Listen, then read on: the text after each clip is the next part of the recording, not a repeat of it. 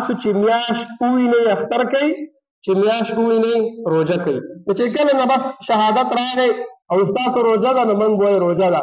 چې کله وایي چې ستاسو اختر دی او میاشت ولیدلی شوه بیا اختر دی.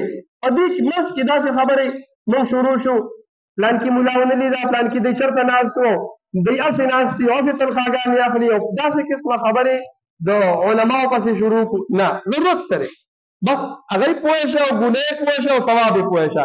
چې کله درته هغه اعلان وکړه چې روژه ونیسئ نو بس روژه کوي، او چې د اختر اعلان یې درته وکړو نو اختر کوي. نو یو خو دغه خبرې ته انتظار وکړو، بله د تراوو مخکې مې ومووي چې کوشش به کوو ځان به کړو.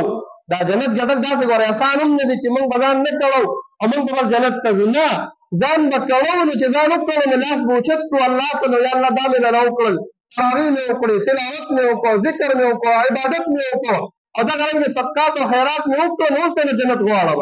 نو چې موږ ځان وکړو نو لاس به اوچت کړو، الله نه به وغواړو، دا به زموږ الله قبول کړي، د هغې په بدل کې به جنت راکړي. او که ځان نه کړو او موږ وایو چې بس نه دا جنت به هسې فري کړي موږ الله تعالی راکړي چې زه دیم پکې وګڼ نه کړه، نو دا د الله تعالی دا انصاف نه ده چې زه ځان کړم او ته نه کړې او ته ما سره هلته کې چې ته یو ځای ولاړې. نه، ځان به کړو په دې رمضان کې، تراویح به کوو، تراویح به کوو ټول.